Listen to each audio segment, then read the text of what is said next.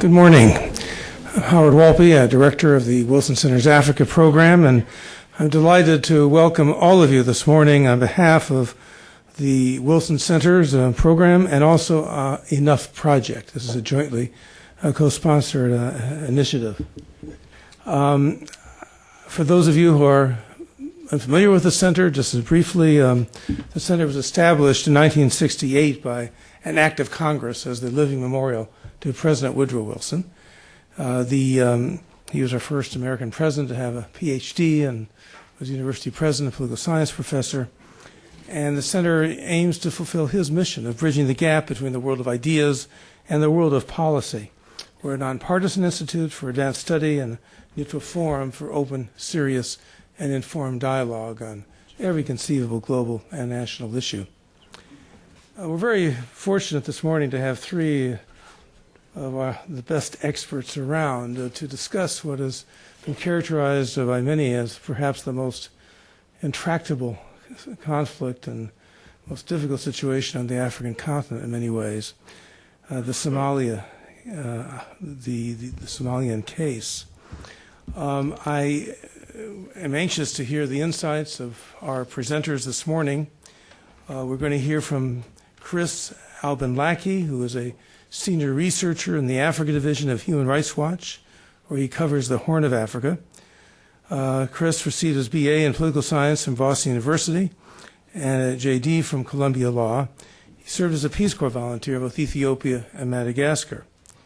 Harun Hassan is a Somali journalist and writer based in Washington and has worked for the BBC and for the Associated Press. He holds a master's in international journalism and has studied at the City University in London. And thirdly, Ken Menkhaus, who is a professor at Davidson College since 1991, where he teaches political science. Ken specializes in the Horn of Africa politics and primarily in development, conflict analysis, peace building, and political Islam. He is the author of over 50 articles, book chapters, and monographs, several of which address Somali or Horn of Africa politics. Now, I don't know if there's been any discussion as to who will be going first. I will. You will be. Yeah. Okay, we'll be leading off then this morning with Ken Menkhaus. We're going to ask our participants to try to contain their remarks within 10 to 15 minutes so that we can then open it up and have a free-flowing Q&A. He's going to shoot me on the way up here to the microphone. Thank you. Thank you very much, Howard.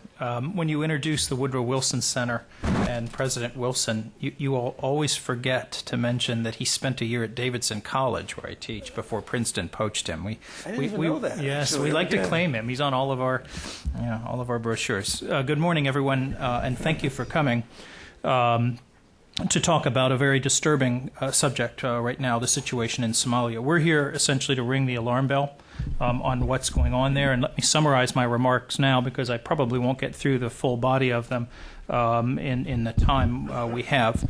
The situation in Somalia right now is disastrous across the board in terms of the level of the humanitarian crisis, in terms of humanitarian access, in terms of the scope and extent and brutality of the armed conflict, in terms of the lack of any governance, and in terms of radicalization in the Somali society.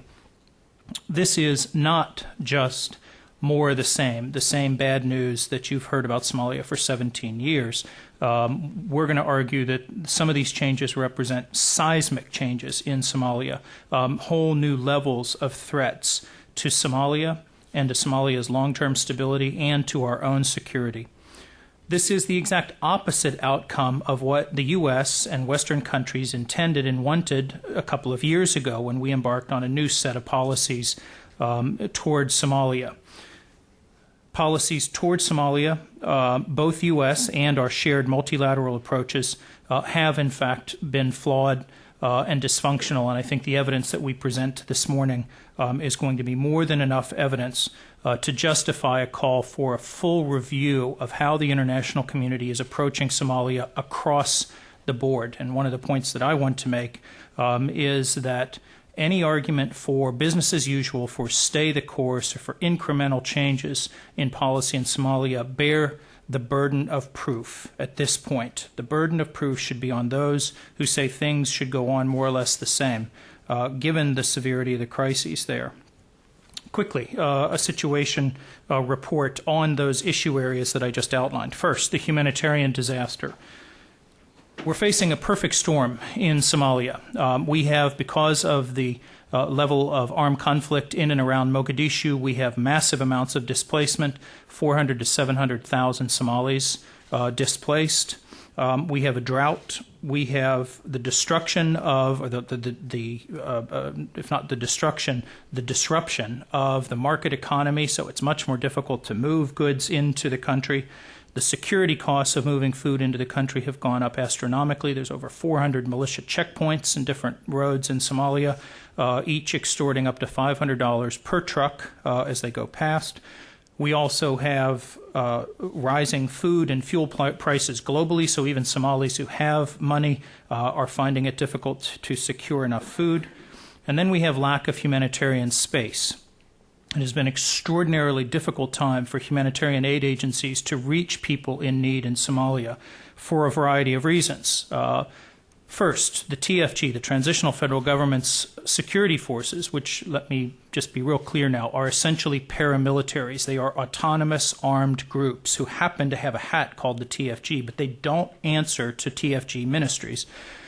They have been engaged in obstructionism and extortion of food aid and threats to aid agencies. Some of them, the unpaid militia in the TFG, are in fact really criminal gangs at this point, running roadblocks, fighting with one another over control of those roadblocks. Some of the TFG formal policies by their top political people, at least in the past, were designed to create obstructions to the flow of aid. I have interviews with some top TFG hardliners who will come right out and say those international NGOs are the enemy. They're aiding and abetting terrorism. Then there are the criminal elements who are simply opportunistically taking advantage of the chaos to extort and loot.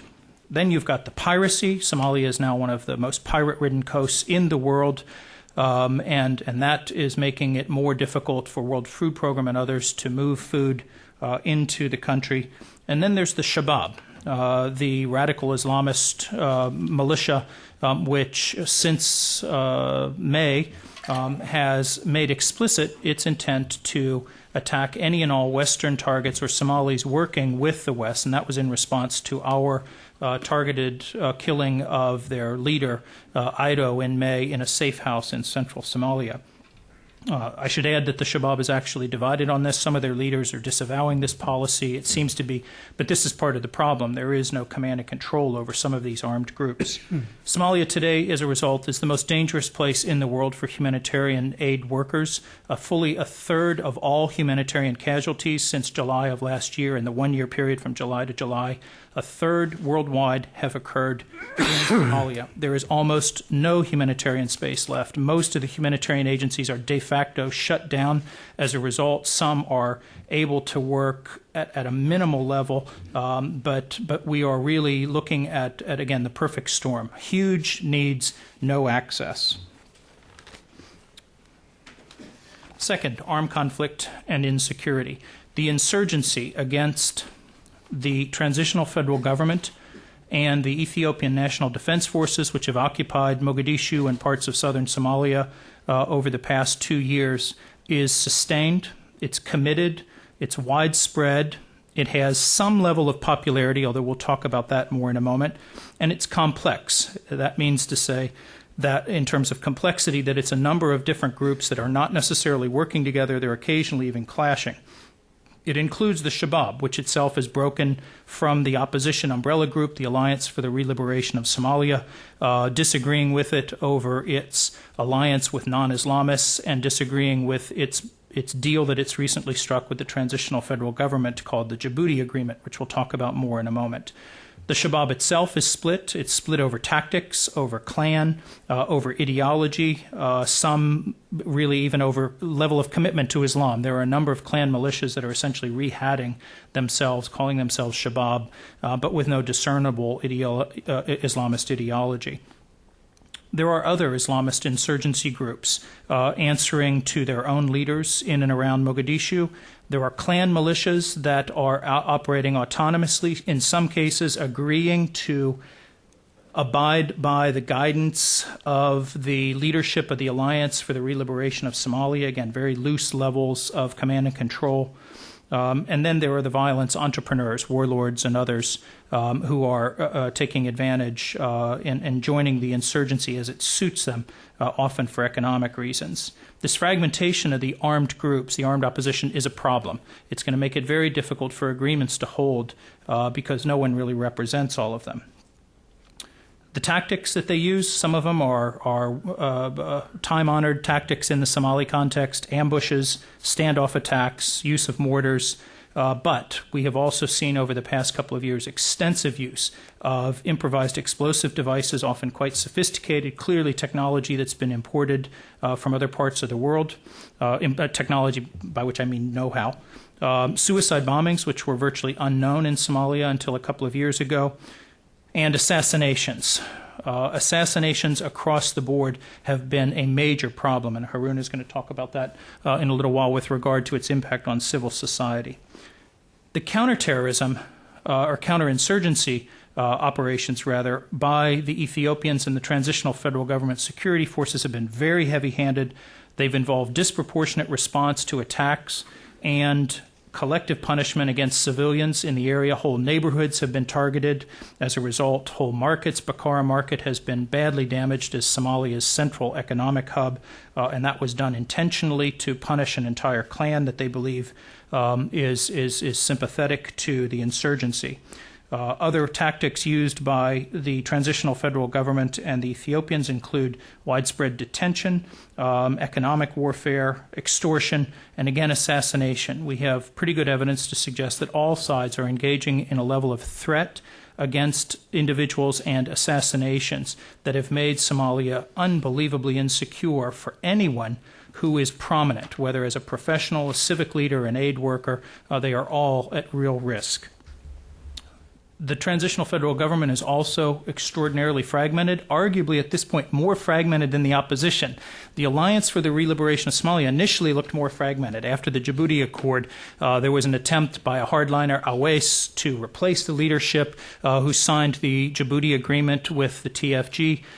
He failed in that, and since then, the more moderate leaders of the alliance, of the opposition, have succeeded, at least in part, in gaining more control over clan militias fighting as part of the insurgency.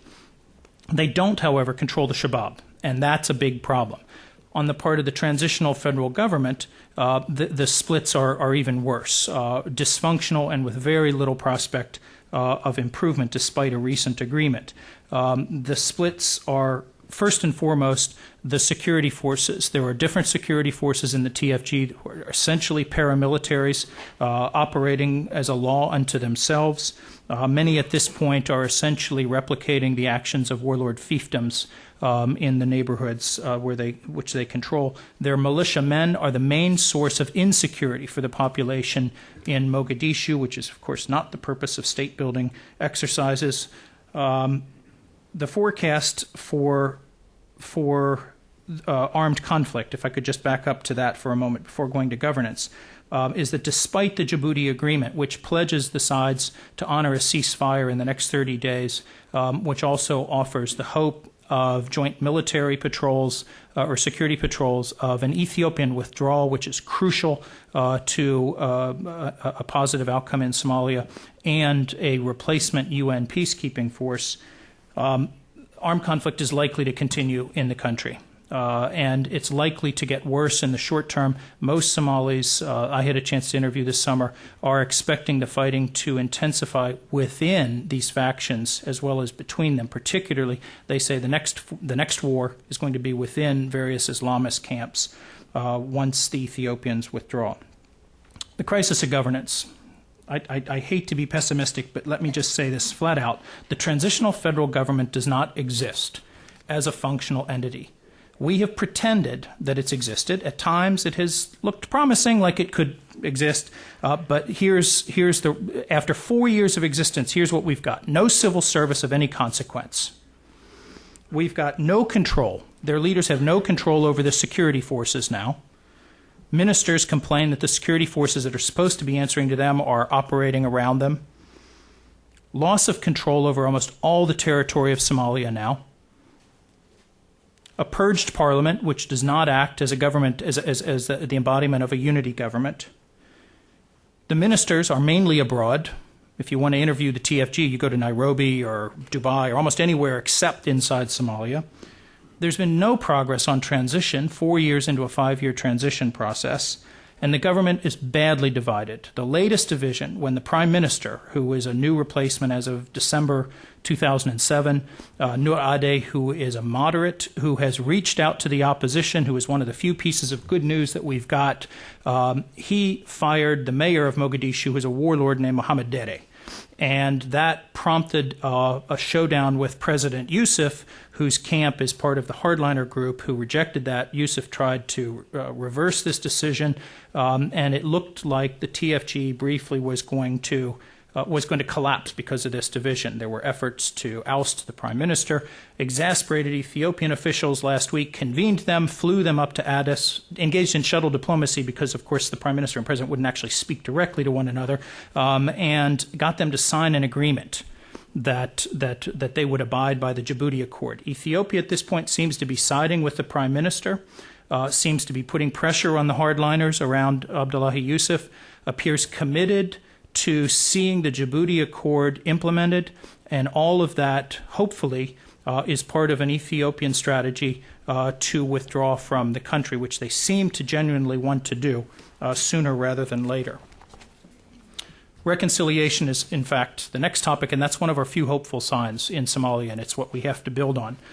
The Djibouti Agreement that was signed last week, though it was initially brokered back in early June, is an important step. Why? In part because it does offer the promise of an Ethiopian withdrawal, and in part because it represents the first step toward negotiations which hopefully will yield a unity government. But mostly it's important because it represents the first time that we're seeing a centrist coalition try to establish itself in Somalia. Moderates from the TFG, moderates, as best we can define these things, from the opposition, agreeing to meet and sign this agreement. The problem is that the moderates on both sides don't control most or any of the armed groups, who are controlled, in fact, by the hardliners who would like to spoil this accord. Again, less a problem for the opposition for the moment, but it's still a problem for them, too. They don't control Shabab, and the Shabab has declared its intent to not abide by the agreement. Bigger problem for the transitional federal government because the prime minister, who again is a good man, and he's surrounded himself with good people, people we'd like to support, control no armed forces of any consequence in the transitional federal government. This is a gamble as a result. The Djibouti Agreement runs the risk, if it fails, of marginalizing the very group that we'd most like to help succeed. But it's the best thing we've got. It's very important to back this in a variety of ways we can talk about later. Related to that is the Djibouti Accord's promise of an Ethiopian withdrawal, which we presume the Ethiopians will honor in good faith because they want to get out. There is a problem with this, too. The hardliners in the transitional federal government are going to be able to stay in power, and in some cases stay in Mogadishu, if and only if the Ethiopians continue to be there to protect them. So for them, an Ethiopian withdrawal is a disaster. This means that it's going to tilt the balance of power in the direction of the opposition. And the key question is this: will the opposition see the Djibouti Accord and the Ethiopian withdrawal as an opportunity to really build a centrist coalition and a unity government that shares power? Or will they do the thing we've seen in Somalia for 18 years? They'll be tempted to pursue a victor's peace, which is what almost everyone has done, and this is how most of the Somali factions have approached these peace agreements, including the TFG. When they were approaching, the hardliners were approaching the Djibouti Agreement. I had one who told me this summer, the Djibouti Agreement is fine, because if it doesn't work, that's okay, but if it does work, we've marginalized, we've divided the opposition. So seeing it in very Machiavellian terms, instead of seeing it in terms of a real opportunity for peace. The focus on the TFG's potential to collapse if the Ethiopians withdraw in some ways, though, is overblown because the TFG has already collapsed. When you look at the situation on the ground in Mogadishu, we are already looking at a situation in which a variety of rearmed warlords and TFG paramilitaries and Islamists in various forms, some Shabab, some not, are controlling neighborhoods. In a lot of ways, Somalia has already gone back to status quo ante before the Ethiopian intervention and before the rise of the Islamic Courts Union. Radicalization, and then I'm going to have to wrap up pretty quickly. Levels of radicalization. There is no question that there is a much greater level of anti-Americanism in Somalia than I have ever encountered in 24 years of working in the country. It is accompanied by very high levels of anti-Western sentiment, very high levels of anti-UN sentiment. They're often conflated in the eyes of Somalis. This predisposes a lot of Somalis toward radicalism. Right now, I would describe the mood as radically angry and in some ways despairing, not necessarily translating that into a willingness to subscribe to Al-Qaeda-style radical Islam, but they're much more vulnerable to that than they were before. Does this translate into active support for the Shabab? For some Somalis, yes. The diaspora, in some cases, sending money to the Shabab, others providing it active support, recruiting, allowing their kids to be recruited into it. In other cases, just passive support. We don't really like them, but they're doing God's work right now. They're fighting an Ethiopian occupation. Still others are supporting the Shabab for purely tactical reasons. They're useful, but they intend to try to marginalize them, and they dislike them as soon as the Ethiopians are gone. So there's going to be a power play inside the Islamist movements that could be quite brutal if and when the Ethiopians, in fact, depart. What does this mean for the United States? It means that this level of anti-Americanism, which is based on the fact that Somalis blame us for the current situation. They believe, rightly or wrongly, that the U.S. directly backed the Ethiopian occupation, that we have since collaborated closely with the Ethiopians. They believe, and they have evidence, there's strong evidence for this, that the West and the international community in general has provided strong backing to the TFG, including salaries for the very police who are tormenting and looting and assaulting the civilian population. They are holding us responsible, and that's going to take a good long while to undo. Our influence is way down as a result. Our access to Somalia and Somalis is way down, and I think our security as a result is far more precarious now than it was in past years. And this leads me to just a couple comments about policy, and I see I'm out of my time. Our policies, American policies and international policies in Somalia have been working at cross purposes for some time now, but now the conflicting agendas have become very visible and raw to everyone. It's also, our policies have been based on poor analysis of the situation, in part because almost all of our policymakers can't set foot in the country. Policymakers are based in Nairobi, where there's a tendency to create realities in Somalia rather than to deal with them as they are. And also, our international policies tend to be very template-driven in Somalia, lacking any kind of creativity or adaptation to Somali situation. Let me give you a few cases of conflicting policies, and I'll stop. Our counterterrorism policies, which involve partnering with some of these security sector forces in the TFG who are essentially autonomous actors, and our state-building policies, which has involved providing direct support, even salaries, to some of the police and others in the transitional federal government, have worked against the protection of neutral humanitarian space. Some of the actors who have been most aggressive in preventing humanitarian access are the very people we're backing for other reasons. Counterterrorism has been working against state building inasmuch as the people we've been partnering with to try to monitor and apprehend a small number of high-value al-Qaeda targets we believe come and go from Somalia, because those actors are working around the ministries, they're actually undermining the effort to build the capacity of the transitional federal government.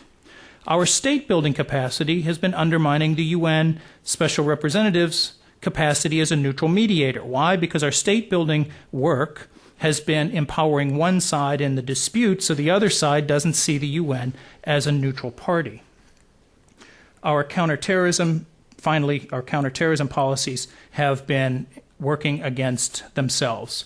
They have ended up making Somalia a less secure place for U.S. interests rather than more. In a word, blowback. We have gotten the exact opposite from what we just set out to get in Somalia. We set out to make it a place that was more secure for us, that was not a safe haven for terrorists, and what we've got instead is a population that's radically angry with us and much more predisposed. Not yet, we don't yet see a level of active recruitment into al-Qaeda, but this is now very fertile grounds for al-Qaeda. I have a whole bunch of ideas on future policies, but I'm out of time. I promise that the next Enough report is dedicated to so what do we do, and I have it on good authority that people in Enough are going to be riding me hard to get that out quickly. So with that, I'll stop. Thank you very much, Ken, and perhaps we can get into some of that in our Q&A. Who will be second? Chris. Yeah. Chris? Okay, go ahead, Chris.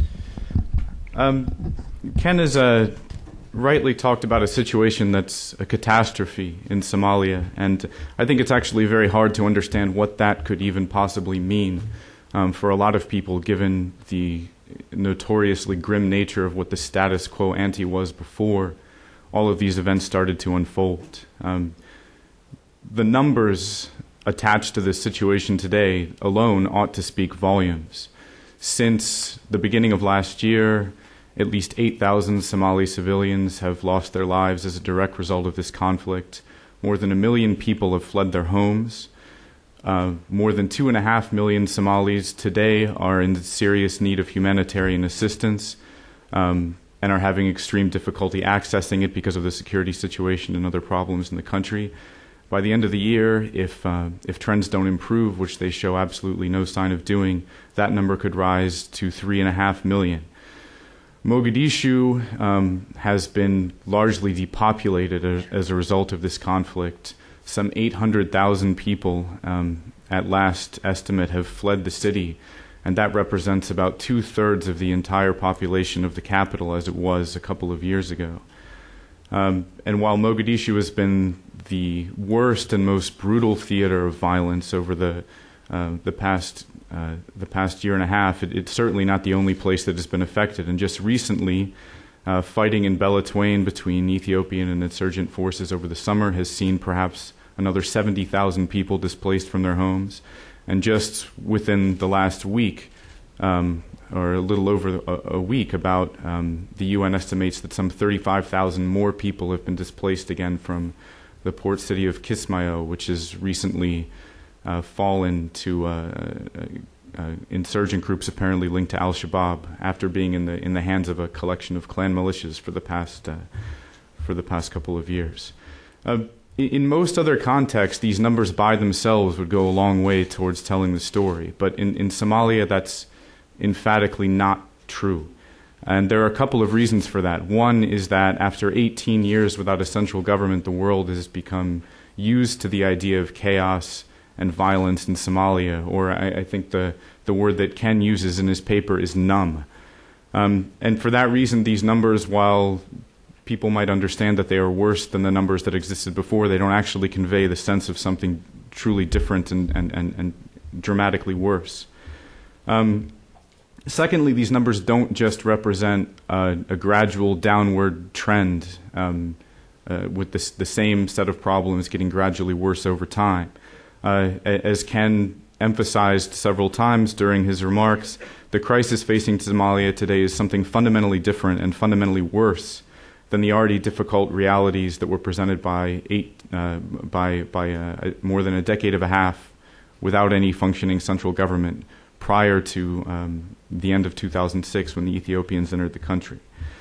What I'm mainly going to try to do with my remarks then is to try and find a way to capture just exactly what it means to say that this situation is truly something different, truly something worse and more awful than what existed before, and why, to underline Ken's reasons for trying to signal a sense of urgency around what's happening in Somalia, even relative to the urgency that should have existed and didn't for 16 years before things started on their current trajectory. We at Human Rights Watch are now in the middle of pulling together a report on Somalia, and over the past couple of months I've interviewed about 80 people who've suffered various kinds of abuses at the hands of all parties in this conflict. And looking at those stories as a whole, one really does see just how different and how much worse and more grim the situation has become. In spite of much publicized chaos that's existed in Somalia for a very long time, the fact is that one of the dominant narratives in that country up until even the past year or so has been one of people and institutions finding a way to survive and, in many cases, even thrive in spite of the incredible challenges and difficulties posed by the environment that they existed in. But more recently, and especially over the course of the past several months, that story has changed, and what we're seeing now is those very same people and those very same institutions being driven out of the country or destroyed by events that have just become entirely too powerful and catastrophic for them to resist. The best example of this is probably the city of Mogadishu itself, which has been by far the worst affected part of the country. As I said, entire swaths of the city have been entirely depopulated, and it's not at all hard to understand why. For more than a year now, there has been an almost daily and entirely indiscriminate artillery bombardment of some parts of the city by both the TFG and the Ethiopian side and by the Insurgent side on the other hand. There have been brutal search and seizure operations carried out by TFG militias and Ethiopian forces that have seen many people killed and many other horrible abuses committed. And in short, the reality in Mogadishu has been one of extreme difficulty for people trying to stay in the city and eke out a living. And yet many of the people that I met in Hargeisa and in refugee camps in Kenya who'd fled the city didn't actually flee just because of these broader trends of abuse. Many of them had hung on tenaciously in spite of everything that was happening around them and left only when their own homes were destroyed and their own families partially wiped out by an errant rocket or mortar shell, or when their own fathers or brothers were murdered in the course of a sweep operation, or when their own wives or sisters were raped by TFG or Ethiopian forces who forced their way into their homes. And all of this is actually getting worse, not better, today. Somalis today aren't any longer just living alongside violence and conflict and chaos. Somalis today, and in particular in Mogadishu, are very much caught in a vice between different parties to an armed conflict, all of which have been extremely brutal and abusive in the way that they have conducted their conflict and in the way that they have directly targeted civilians, even outside of anything related to that conflict. There are a lot of stories that I came across in the course of doing the research that we're carrying out now that illustrate that point very well, but one of the best ones, I think, was a young man I met in Hargeisa who was, up until the first couple of months of this year, living in Mogadishu and still trying to attend a private secondary school.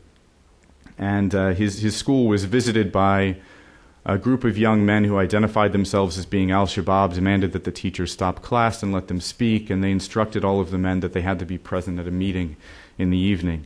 They took all of their names, everyone felt obliged to attend, and for the next several evenings they brought all of these young kids together, these young school kids, and exhorted them to join their struggle against the Ethiopians and the TFG, and made not very thinly veiled threats about what would happen to anyone who refused to heed their call to take up arms and abandon their education. This young man was genuinely conflicted about the whole thing. He didn't know what to do. He was an only child. and he lived alone with his mother. He talked the situation over with his mother, and she essentially advised him just to wait and see what happened and hope that the whole thing blew over. He was ultimately given a 3-day ultimatum to decide what he was going to do. And on the second day of that ultimatum, he came home from school to find that his house had been completely obliterated by an errant rocket fired during the course of there had been a bombardment of TFG positions by insurgents operating not too far from that area in the morning, and the TFG had responded with rocket fire, which destroyed his home and killed his mother. So he ended up fleeing the city as a result of that. And that story is not in any way an aberration. In fact, it perfectly captures the kind of pressure that people living in Somalia now are feeling from all sides of this conflict. People have nowhere that they can turn for security. They have no way of even identifying where the greatest threat to their life is most likely to come from at any given moment. What I want to do with the next chunk of my time, or most of the rest of my time, is just to run through looking at the TFG, the Ethiopian military, and insurgent forces, and sort of talk about in broad contours the kinds of abuses, the kinds of patterns of abuse that we're seeing being committed by all sides of this conflict. To begin with, TFG security forces, and it's hard to even understand what that means. As Ken said, the TFG, in particular, in the idea of a government that has command and control over the use of armed force, really doesn't exist in any meaningful sense. So when you talk about TFG militias, first of all, what that means has changed from month to month and over time. But it includes essentially autonomous militias loyal to key hardliners within the TFG, such as the mayor of Mogadishu, Mohammed Dere. It includes the police, it includes the intelligence services, and more recently it includes soldiers who have been trained by the Ethiopian military and sent back into Somalia and are essentially still under the command and control of the Ethiopians. In Mogadishu in particular, some of the worst abuses have been carried out in the course of search and seizure or sweep operations that TFG and often joint TFG and Ethiopian patrols have conducted throughout the city for a very long time. These often occur in response to attacks against TFG or Ethiopian forces, or simply because they believe that a certain neighborhood is harboring insurgents or weapons. These operations are always carried out nominally for the purpose of looking for suspected insurgents, looking for illegal weapons, but in practice, they often devolve into nothing more than an excuse for murder, rape, and looting on an incredibly large scale. Residents of Mogadishu neighborhoods that are subjected to these operations routinely lock their houses and hide in their houses, some cases under their beds when these operations are taking place. I've interviewed many people who have watched family members being shot for talking back to TFG or Ethiopian forces who are questioning them about their supposed links with insurgents. Looting is almost a routine part of these sweep operations, even when they're carried out without any other forms of abuse. Soldiers or militia searching through houses routinely steal people's property. And one of the things that people are most terrified of is the very widespread practice of rape in the course of these operations. Just to give another example, I met 2 young teenage girls in a refugee camp in Kenya in Dadaab who had been living in an area that had seen a lot of heavy fighting. Many of their neighbors had fled, but they'd stayed on because their father refused to become a refugee. And one day during the course of one of these sweep operations, a patrol led by what they believed by their uniforms to be Ethiopian-trained TFG soldiers came into their home, beat up their father, dragged one of the young girls out from the bed she was hiding under and raped her. And at the time that I met her, she was 4 months pregnant as a result of that encounter. And I think the most striking thing about this story was that the young woman described what had happened to her. She described the rape that she'd undergone as being overdue. And she thought that it was almost incredible that they'd managed to survive there as long as they had without that happening. Aside from that kind of wanton violence, some of which is carried out by parts of TFG-aligned armed groups that can be described as, in some sense, unaccountable. There have also been a lot of abuses carried out by the security forces that the international community has actively poured resources into and tried to bolster, most notably the police and also the intelligence services. The intelligence services have engaged in a particularly grim set of abuses.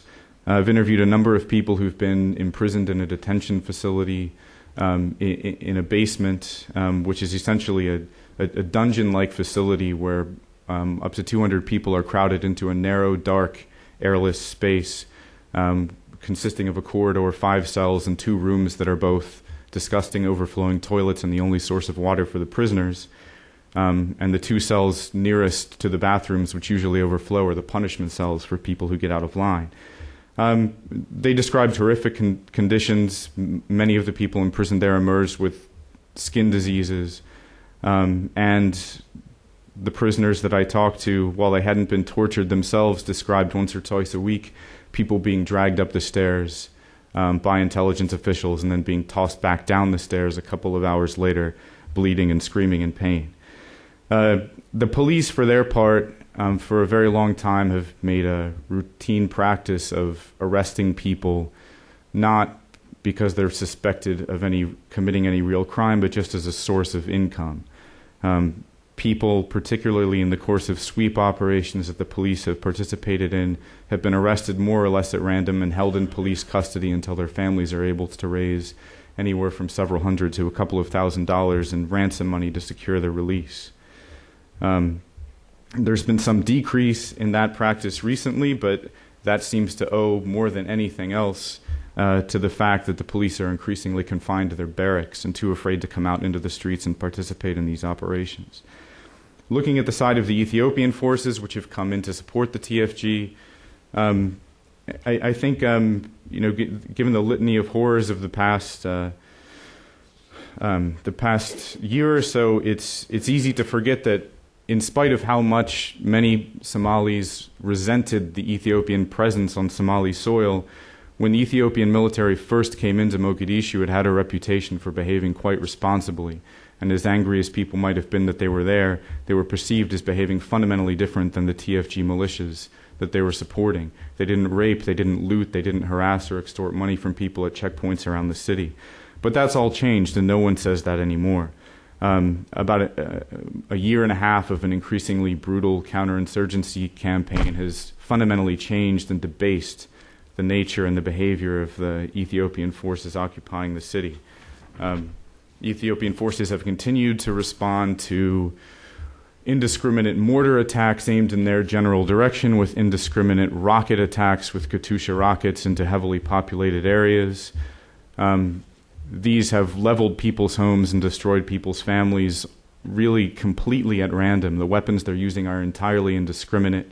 In the case of the Katyusha rockets, and in the case of mortars, which can be fairly precisely targeted, there's generally no real effort made to target those mortars at specific sites. They're just fired in the general direction of areas that they get attacked from. The Ethiopian forces also often conduct the sweep operations I was just talking about with TFG forces and have been complicit in the same kinds of abuses with the same horrific results. It's not always just a couple of Ethiopian officers standing by while these things happen. Often Ethiopian soldiers are participating directly in these same kinds of atrocities. I interviewed one young man in Hargeisa whose house was searched by a group of Ethiopian soldiers. He was from a minority clan that traces its ancestry partly back to Portugal, so his family has all had very light skin, and the Ethiopian soldiers started joking that they looked like Eritreans. And so as a result, they ended up shooting his father in the head when he started arguing with him, and then forced the young man that I interviewed to watch as his mother and his sisters were also raped. And the guy ended up fleeing Mogadishu the next day because he just couldn't even face his mother and his sisters anymore after, as he put it, completely failing to protect them. There have been almost interminable ambushes of Ethiopian and TFG convoys, often in very populated areas, and increasingly the response to those kinds of ambushes, given the complete futility of identifying, capturing, or killing the people who carry out the attacks and then quickly flee, has been to fire indiscriminately at whoever happens to be standing around. And that's happened not just in Mogadishu, but along the road to Afgoy, where people have fled the city and gathered in IDP locations. And finally, to turn to the side of the insurgency itself, there has been an increasingly wide section of people who've received death threats and are at risk of assassination and have been assassinated by insurgent groups, including Somali civil society, some of whose most prominent members have had to flee the country as a result of this, and also because of threats they're receiving from the side of the TFG. And Harun is going to talk more about that, I think.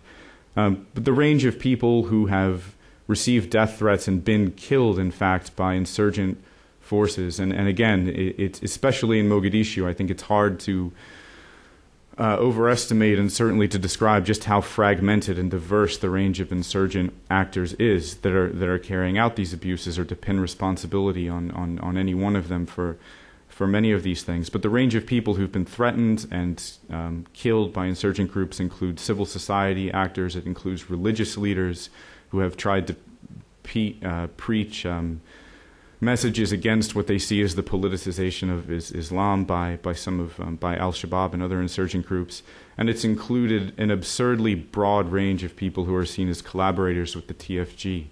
I interviewed one woman whose husband received 2 death threats and was then killed just because he was working as a messenger, delivering messages between different TFG offices because he couldn't find another way to eke out a living.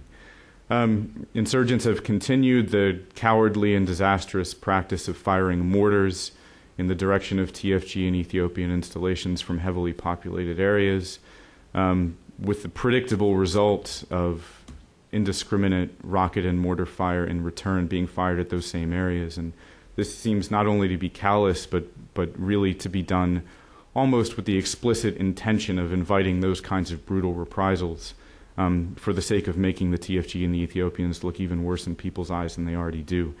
Insurgent forces have also continued to plant explosive devices along major thoroughfares in heavily populated areas to be detonated any time a TFG or Ethiopian convoy or car passes by, and have threatened and forced people to flee from their homes who they believe to be collaborating for one reason or another, often for completely absurd reasons with the Ethiopians. And all of this only scrapes the surface, but at least it gives some idea of the contours of just how awful this situation really does look.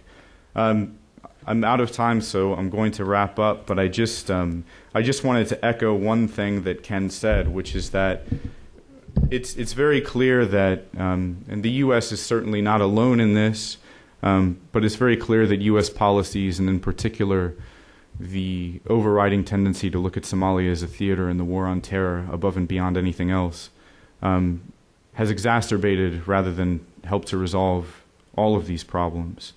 And the situation has become so complex and so terrible that it is actually very difficult now to think of what exactly a truly constructive set of policies ought to look like. But that simple fact, the fact that there isn't any obvious magic bullet, absolutely does not justify the continuation of policies that are making the situation worse.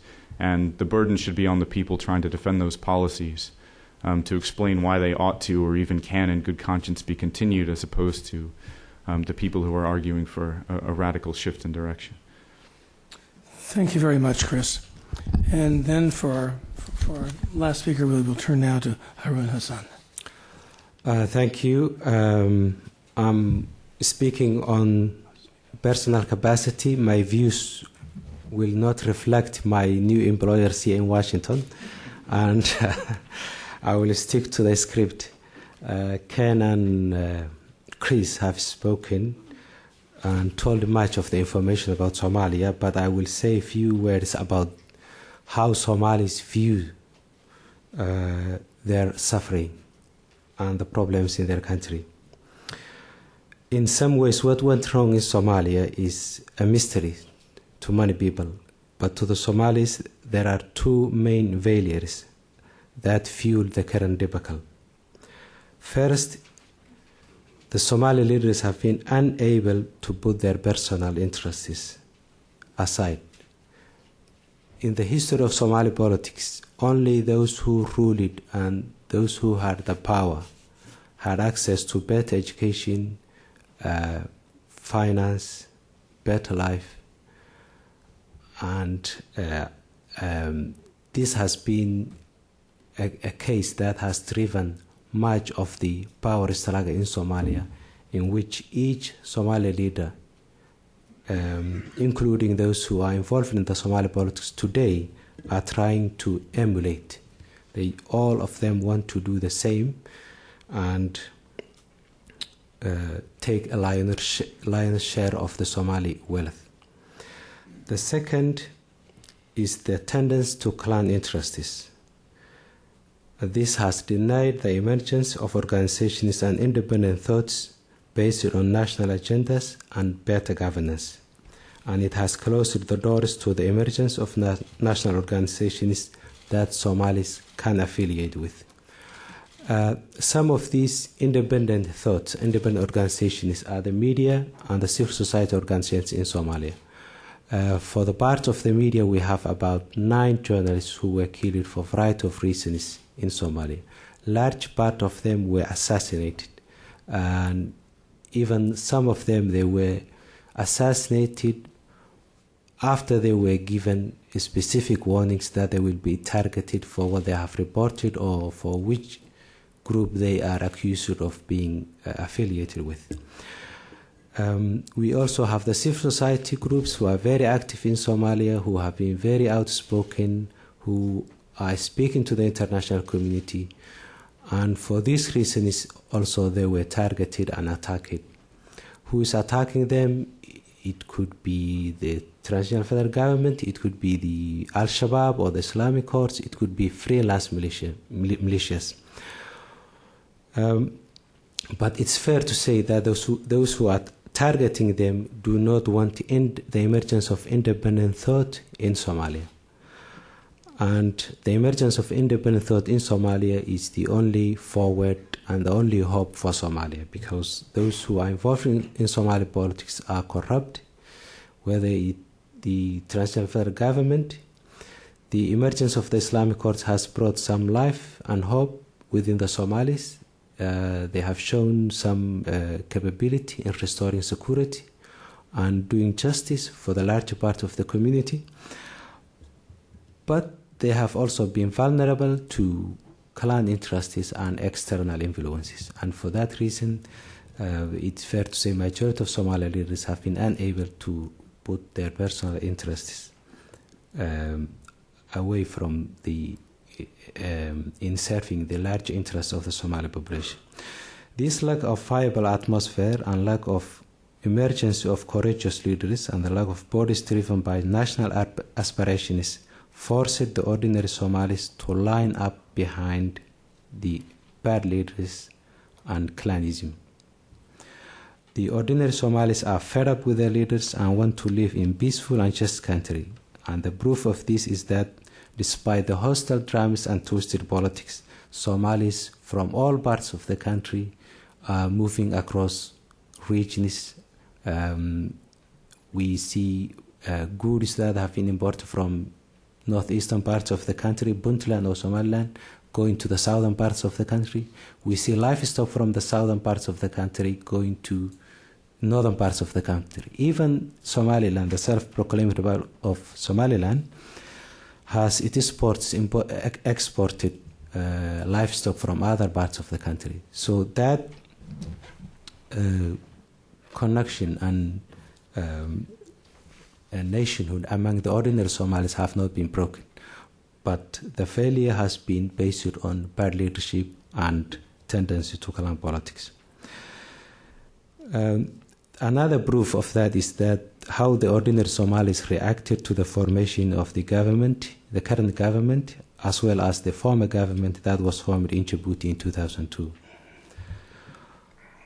It's clear that the international community thought this government, the transitional federal government, would prepare Somalia for a situation where political parties based on ideology and political agendas, reconciliation, and stabilizing Somalia will emerge. But that is not happening, and the leaders of this government have been unable to escape the past shackles. The emergence of the Islamic Courts has changed slightly the international perception of what has been happening in Somalia.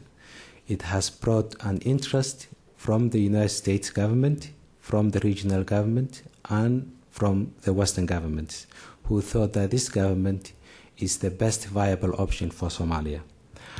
And they have given the government a political standing in international forums.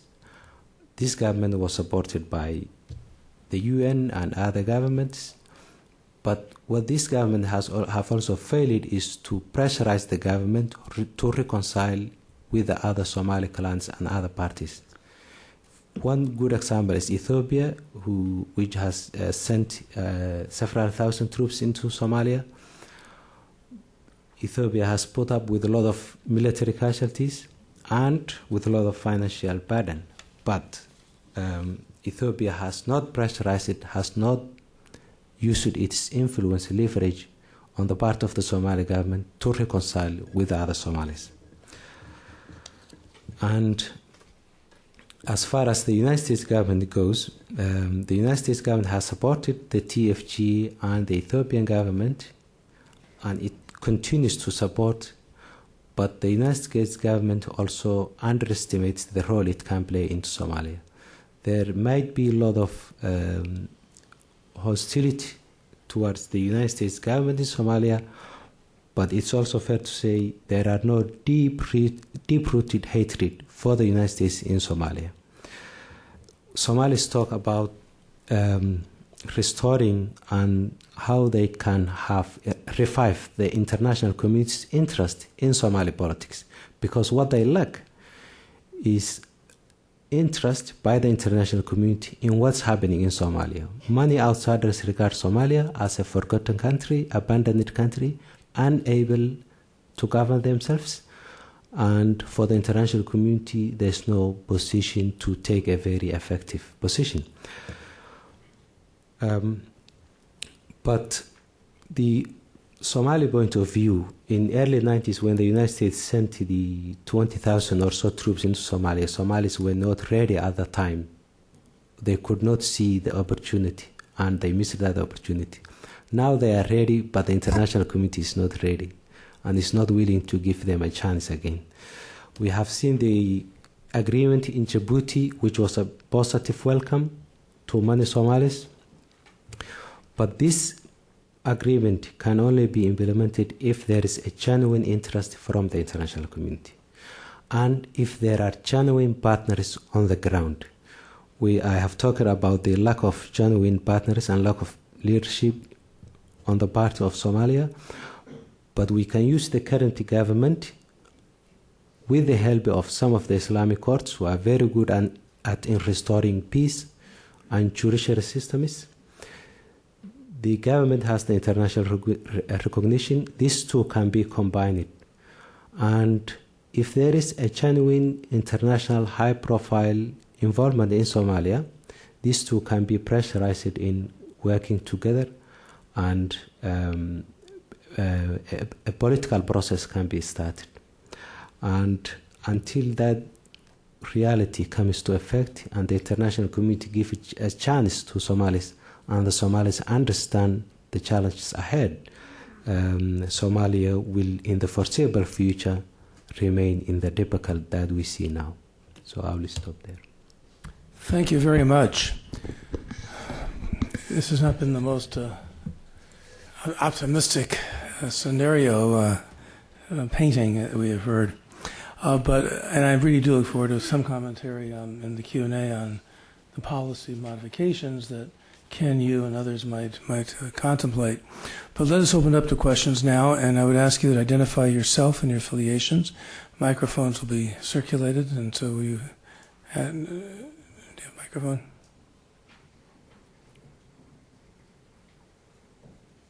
There are 2 questions, 3 questions right in the middle there. Mm-hmm.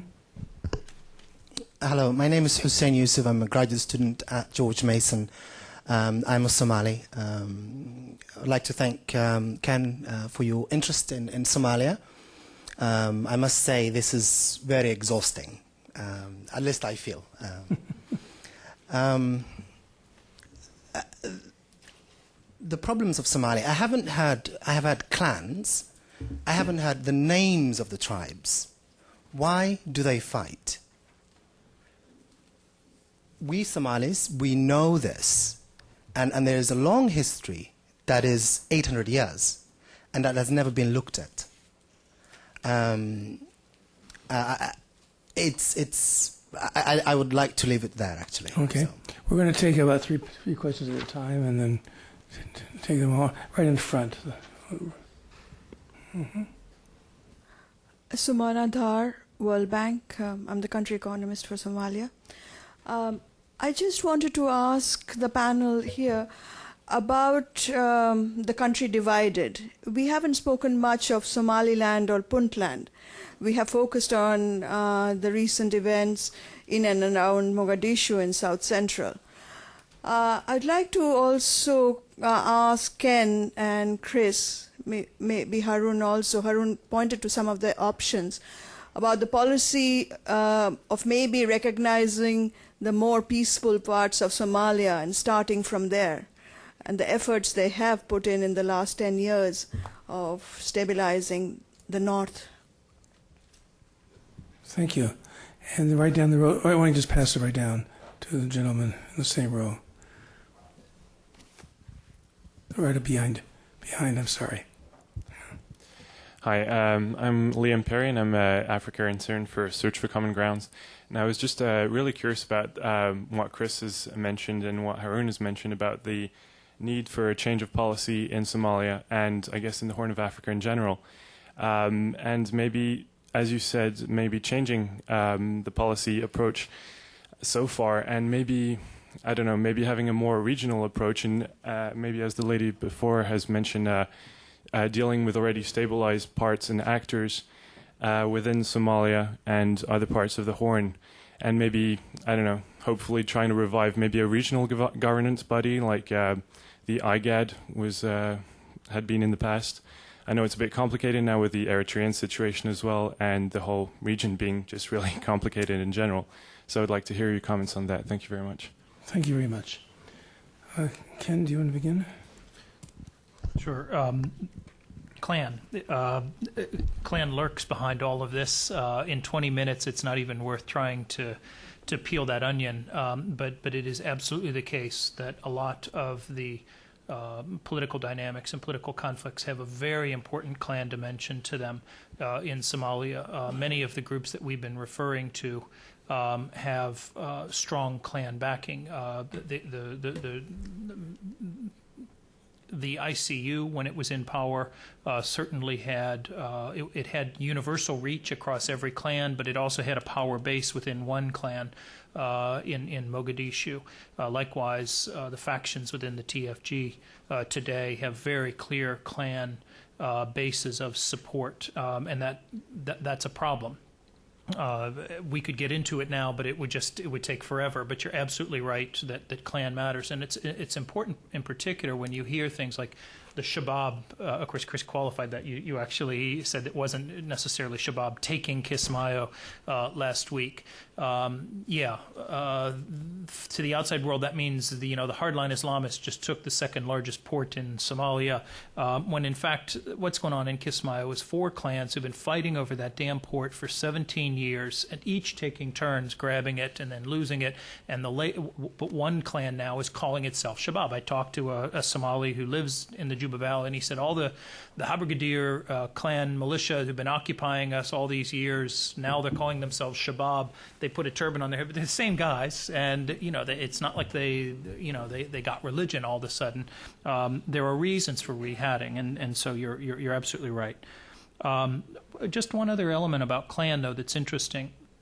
In terms of the level of insecurity that Chris and Harun both described for civil society, one of the things that's happened is over the past couple of years is civil society figures who used to be able to predict with some level of confidence the security environment. They could manage it. Now they don't know which direction they're being shot from, and so the level of the level of impunity in these killings is much greater because no one knows who the killers are. But what I'm hearing, and it would be interesting to know if you all have heard this as well, is that in recent weeks, some of the clan and clan elders have really started to reassert themselves. They're losing too many people, and they're saying, by God, we don't care who, just we're going to find out who just killed one of our physicians or one of our, our civil leaders, and we demand blood money for that. So there is, ironically, clan might, in the short term, help calm the situation. Somaliland and Puntland. Puntland is already lost unto us. It has essentially collapsed very slowly. There is no real Puntland administration now. Unfortunately, very insecure, criminalized economy. That we could go into it in more detail. And some of that is the direct result of spillover from the south and the loss of revenues that the Puntland administration suffered when monies were diverted toward Mogadishu. Somaliland, I won't touch that question. It's a fascinating question. I've been an agnostic over recognizing Somaliland for a long time. I think there are arguments for and against. I would just say one thing. Somaliland needs to watch out for the Chinese curse. May all your wishes come true. I mean, we need to make sure, because Somalia has been a place where the law of unintended consequences is not a theory, it's the law. A lot of things that we do that think we're doing to help Somalia ends up hurting them, and that could be the case with recognition of Somaliland. It would make them target number one for a whole bunch of interests in destabilizing them.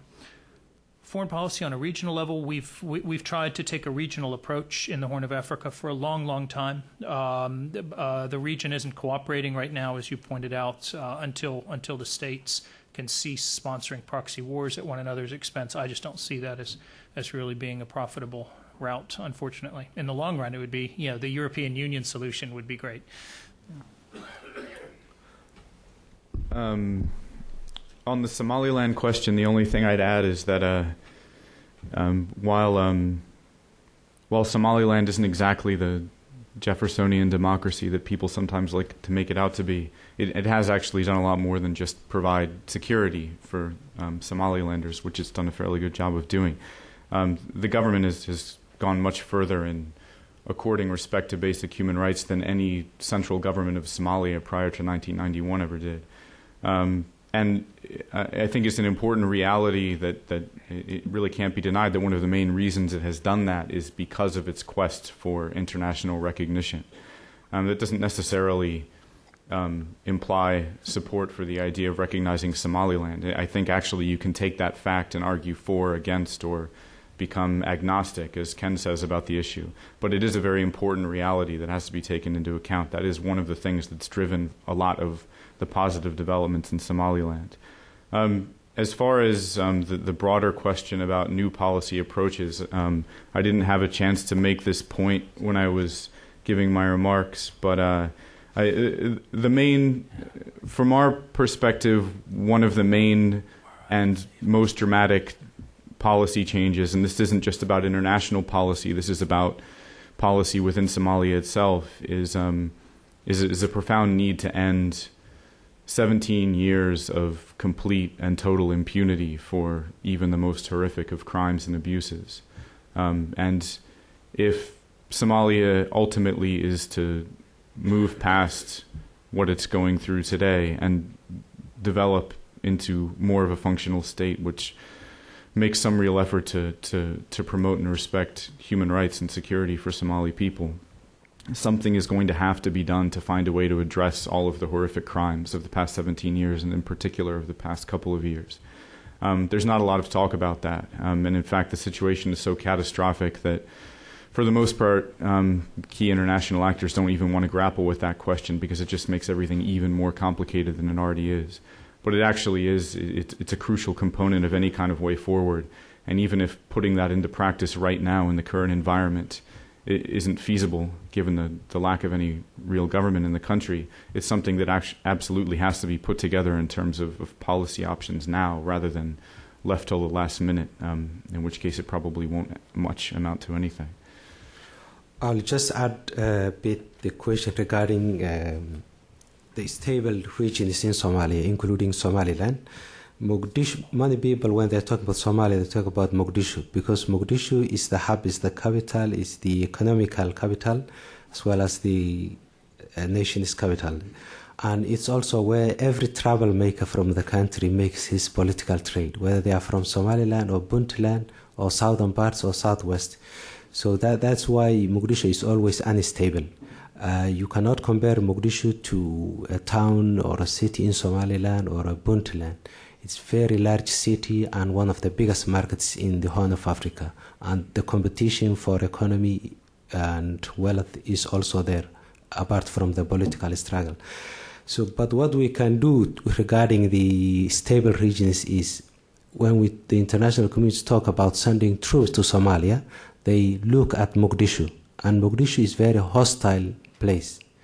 You cannot just send troops to Mogadishu. But what you can look at is take troops to central Somalia or Puntland or southwestern parts of the country, areas that are stable, where people are receptive to international assistance. We can reward them by sending troops to these areas. That could be a starting point for anybody who wants to send troops in Somalia, whether that's the UN or the United States. That is the best way they can be rewarded. And I think the part of the problem in Somalia is lack of jobs and lack of hope. When people in Mogadishu see other parts of the country in Puntland and Somaliland earning their money, earning their daily life, getting on with their daily life, they will do the same. But they have to see that leadership, they have to see that hope. And that hope can be taken up with some of the regions. Thank you. We have a couple of questions from the overflow room, and we'll get some more here as well. But let me just read off a couple of these. What is the best advice you have for the new U.S. administration? And what can be done immediately policy-wise to help this complex situation? Another question about how do the ordinary Somali people at this moment see the Ethiopian government and the people of Ethiopia given the continuing troop presence, occupation? And then I saw way in the back.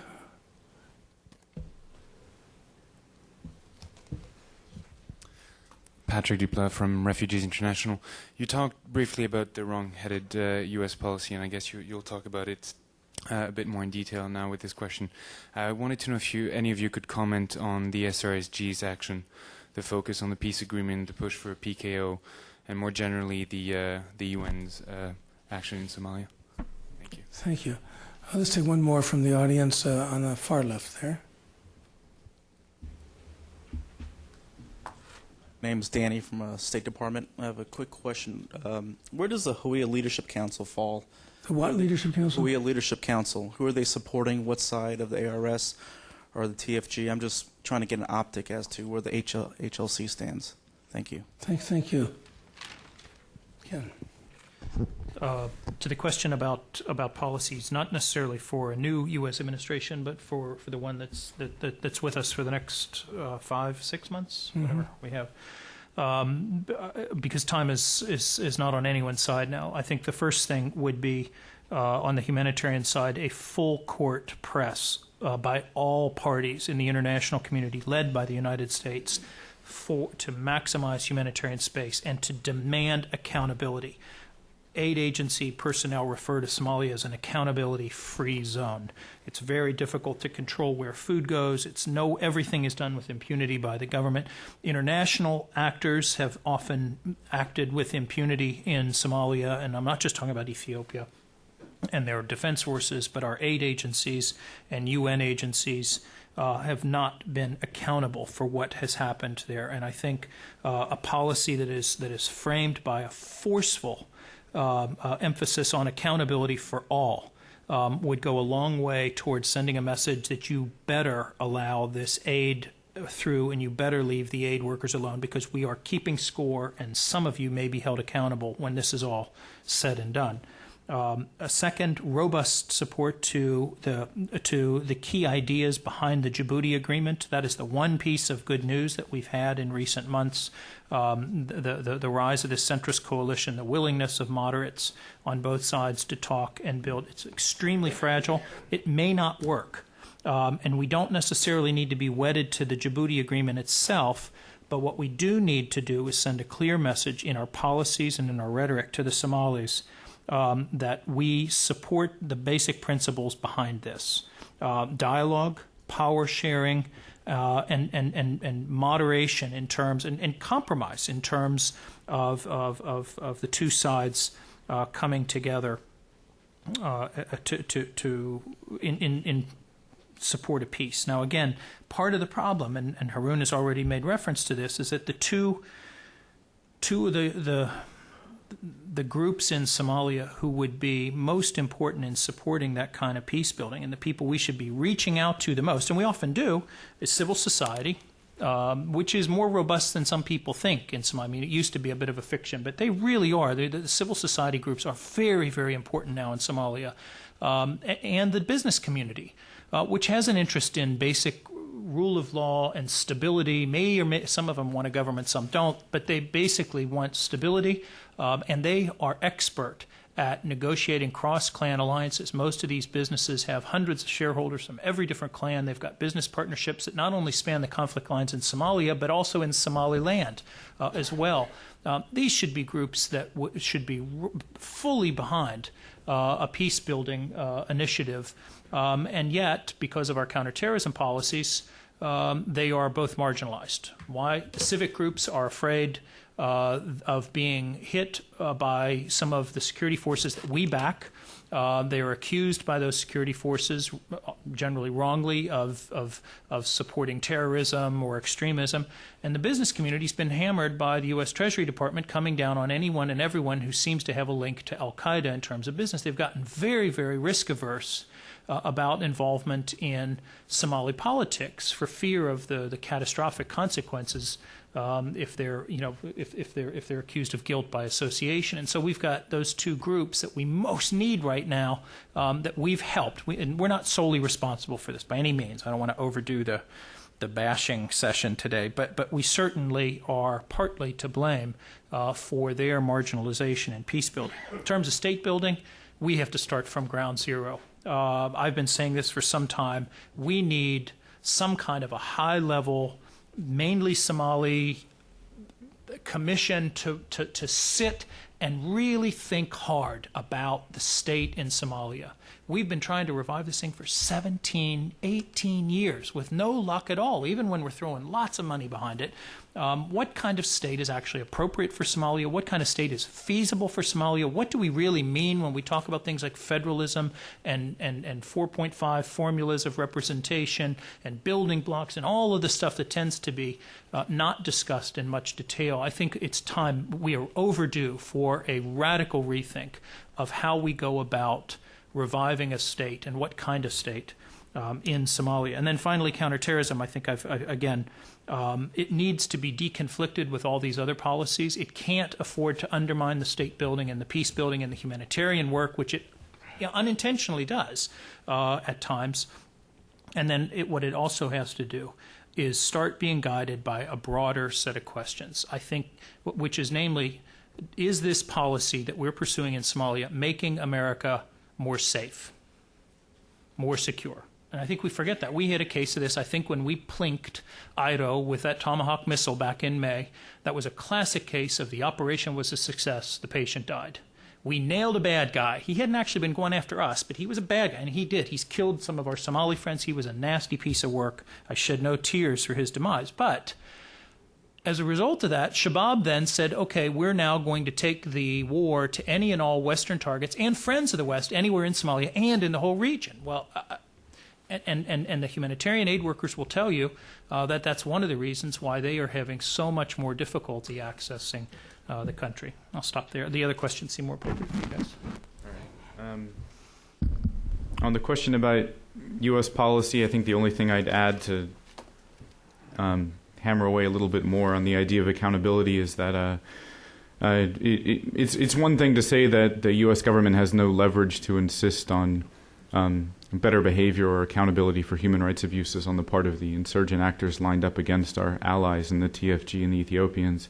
But it's completely absurd and unfortunately completely true that everything that about the way the U.S. government has dealt with Somalia and with the TFG and with the Ethiopian government has signaled to them that we do not have and never will have any interest in insisting on accountability, not only for all of the abuses that have taken place, but even for abuses that will occur in the future should both of those actors choose to continue to allow the continuation of murder, rape, looting, and other human rights abuses and war crimes. That really has to change. There is leverage there. It's not the U.S. government's not in any position to bring all of these abuses to a screeching halt. But the fact is, there hasn't been any serious effort made to insist on any kind of accountability at all. And this isn't just about Somalia. It reflects one of the deepest failures of U.S. government Horn of Africa policy more broadly, in particular with regard to Ethiopia. If the Ethiopian military isn't in the slightest bit concerns that the U.S. government is ever going to raise any serious objections to the behavior of its military forces in Somalia, that's not just about Somalia. It's also rooted in the fact that even though the Ethiopian military has committed crimes against humanity in its own country, against its own citizens, in Gambela and in Somali region, in eastern Ethiopia, there's been barely a whimper of protest or serious concern on the part of the U.S. government about any of those actions. And until that starts to change, you just can't even see any serious effort being made to use the leverage that exists to move things in a more positive direction. And I'll leave the rest of it to Harun. I forgot your question regarding the leadership. What was your question? And better optic as to where the Hawiyah Leadership Council, with their current stances regarding ARS, TFG, Djibouti Agreement, where do they stand? Okay, the important thing here to understand is that the TFG, the government, is fighting against Al-Shabaab, but also is fighting against particular clans. Al-Shabaab is not necessarily just an ideological organization. It also represents clan interests. So in that regard, Hawiyah Council of Elders is influential. And the reason for that is that because the government and to some extent the the United States government has labeled Al-Shabaab and all the opposition groups as terrorists or so-called bad guys. And we have not heard of Al-Shabaab. A few years ago, we did not have Al-Shabaab, but Al-Shabaab is a very prominent registered terrorist organization in the eyes of the West and the United States government. So the United States put itself in that position to label entire community as a terrorist community. The bottom line here is that why we do not have Al-Shabaab in Puntland and Somaliland. It's because Al-Shabaab in the south, most of the clans in the south are fighting against the government. And as long as the government fails to reach out to these clans, Al-Shabaab will foster and will grow. For example, Al-Shabaab is ideology. And some of the clans that are fighting against the government has their own clan ideologies. Until they see their interests reflected in the government, they will support and give base to Al-Shabaab. So Hawiyah Council of Leadership, the Asmara group, as well as the Djibouti group, all these groups are very influential because there are all sorts of overlapping interests that are mixed together. Thank you. We will take one last round of questions because we have come to our end, but did start a bit late. Right here. Hi, E.J. Hoogland, Princeton University. Ken kind of alluded to it a little bit, but I was wondering if you could speak a little bit more about the problem of proxy warfare in Somalia and what countries and other interests may be trying to spoil any kind of progress towards peace in that country. Thank you. Right in the middle.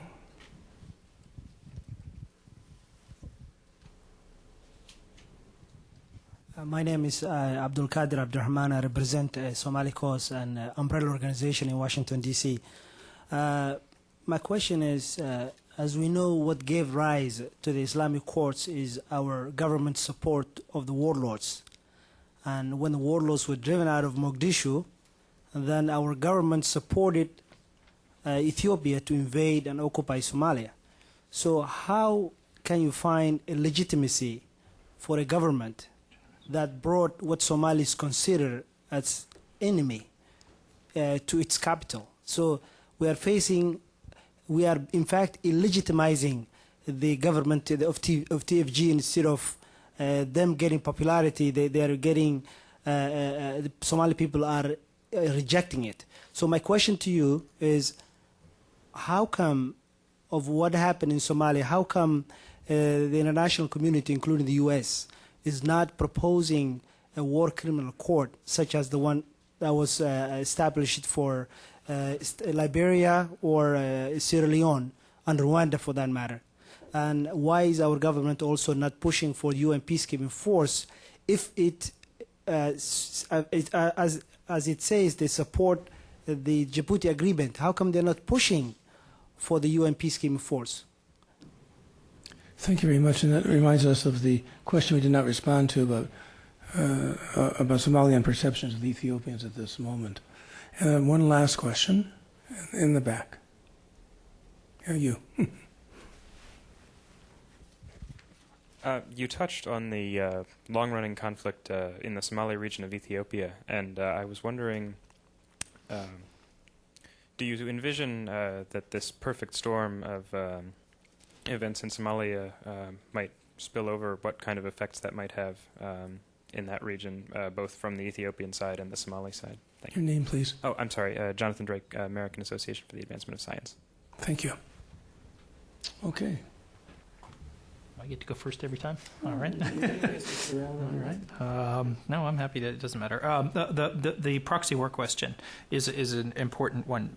Somalia has never been as penetrated by external interests as it is today. Somali problems Somalis in the past have, at times, some have blamed foreigners for everything. We all do, don't we?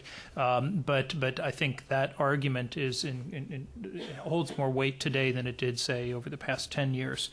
And one of the dimensions of that is the proxy war. The key proxy war between Ethiopia and Eritrea, which has played itself out in a particularly nasty way in Somalia, is not gone. Eritrea certainly has a sustained interest in keeping Ethiopia embroiled in a quagmire in Somalia. It would not see it in its interest to have a state reemerge that would have good relations with Ethiopia. It does not look like Eritrea has as many cards to play as it did in the past. It is not an attractive spot for the opposition to base itself. It's very isolated. The Eritreans have a reputation for being very controlling. There's a reason that most of the opposition is now in Djibouti or elsewhere to get out of Asmara. But that's still there. And it begs the interesting question, what is it that not only Eritrea wants, which is pretty straightforward, but what is it that Ethiopia wants in Somalia? That is the $60 million question. Not just what it wants, but what can Ethiopia live with in Somalia? Because it is not in a position to determine outcomes in Somalia. No one is, and they've learned that now. But they are certainly in a position to block developments that they don't like. And we have no answers for that. We do seem to, people think the current zeitgeist is that Ethiopia does want to redeploy its forces out of Mogadishu soon. It does want the Djibouti agreement to work to provide the dignified withdrawal that they would like to have as part of an agreement reached. And they do really seem to want to make a government work there. They're genuinely exasperated by the TFG's lack of functionality. But would they be willing to live with a government that had a strong Islamist component to it? I've asked their officials, and they say, look, we'll live with anyone. It doesn't matter what they do inside their borders as long as they respect our security. They can impose Sharia law on themselves. We've had good relations with an Islamist regime in Sudan. We've had good relations with the Saudis. But the key is they don't make irredentist claims on our territory. They don't sponsor insurgencies at our expense. They don't declare jihad on us, reasonable things. And so one can hope that Ethiopia will in fact back this movement that would certainly bring the Islamists back into the fold. The one thing that every Somali that I've talked to over the past year has agreed on is that the future of Somalia will have a strong Islamist component to it. What variation, we don't know, but they are here to stay, and I think Ethiopia recognizes that. Having said that, the Ethiopians may also prefer the devil they know, which is continued state collapse and a Mogadishu divided into fiefdoms, to the devil they don't, which would be a government that could potentially become a Trojan horse. The other outside force in all this, of course, is al-Qaeda and related groups that might not want to see Somalia stable for a variety of reasons. How much mischief they can do, no one knows. But the one thing we have learned over the past 17 years is it does not take a lot of money to become a player in Somalia. You can pony up just a few $100,000 on the table and really mess things up for a short period of time. And there's no shortage of countries and groups that have done that. Great. Okay. I have nothing to add on that question. On the question about why the international community hasn't proposed some sort of international court to deal with human rights abuses and war crimes and so on in Somalia. Honestly, I think that's really putting the cart before the horse. We and some others have called for a commission of inquiry that would, as a first step towards some kind of a process of accountability, try to document the crimes that have taken place, not just since the end of 2006, but looking all the way back to the collapse of the Somali state. But the need for accountability in Somalia is dramatic, but just as dramatic is the need for whatever process of accountability that's ultimately put in place to have its roots in Somali society and to be bought into by Somali society. And I don't think that there would be any much hope for meaningful success or any real support for some kind of an international tribunal just conjured up by the international community and forced onto the country. That said, the wheels have to be put in motion to try and come up with some sort of process of accountability, and that's not being done now. And on the question about the Ogaden, I guess the shortest answer to your question is no, absolutely not. That same kind of perfect storm doesn't exist there. Most of the elements that have not just exacerbated the causes of humanitarian crisis in Somalia, but prevented effective response to it, don't exist nearly to the same degree in Somali region, and the situation isn't nearly so dire. At the same time, though, there are a lot of very serious problems with the response to it. The Ethiopian government has restricted humanitarian access to parts of the region that badly need it, largely for what it calls security reasons, which probably have at least something to do with a desire to avoid prying eyes where they don't want them to be. And by insisting on taking over a lot of the management of relief efforts in the Ogaden through its own relief agency, the Ethiopian government has in some cases politicized the use and distribution of food aid in ways that exacerbate the existing problems, and just frankly hasn't done as competent a job of responding to humanitarian needs as it could do if it had a more open and genuine partnership with international agencies. But it's really not. You can't even compare the two situations.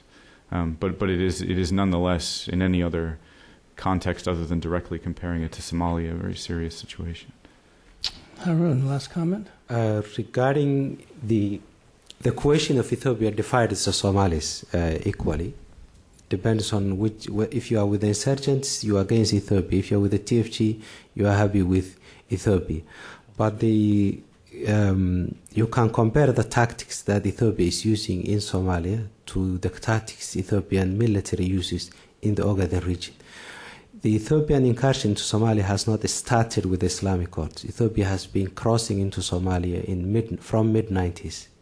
it has set up very good relations with some Somali clans in the central and southwestern parts of the region of Somalia that border Ogaden. So whether Ethiopia will completely leave Somalia worries a lot of Somalis. The other tactic that Ethiopia uses in the Somali region is to draft local militias, clan militias, to fight against the local insurgents, Ogadeni fighters in the Ogaden. The Ethiopian government has not recruited new militias in Somalia, but it has trained so-called Somali army in Ethiopia, thousands of them. As they come back, this military are still under the control of Ethiopian commanders. So the TFG does not have its own trained army. The army that was trained by Ethiopia is still under the command of the Ethiopian generals in Somalia. So that worries many Somalis. The long-term intentions of Ethiopia in Somalia worries a lot of Somalis. But the conflict in Somalia has not spilled over to Ethiopia, or the Ogaden conflict has not spilled over into Somalia. There might have been very legitimate, there is a legitimate argument that the insurgents in Somalia and the Ogaden fighters in Ogaden had some links. Al-Shabaab is very strong in the central parts of Somalia. Central parts of Somalia is just miles away from the border in Ogaden. And one of the main Al-Shabaab leaders in southern parts of Somalia, Sheikh Hassan, is from the Ogaden, from eastern parts of Ethiopia. And he has been there in early 90s fighting against the Ethiopian military. So if you read this line, it's one of the reasons that Ethiopia has said it has entered Somalia to pursue and get rid of this individual. So the connection will stay for a long time, and it's very difficult to separate the two conflicts. Thank you very much. I have found this discussion fascinating, and my hope is that it will prod the a fundamental review of policy that all of you have indicated is urgently required. And I want to thank all of you for being present today and for joining in this dialogue. Thank you very much.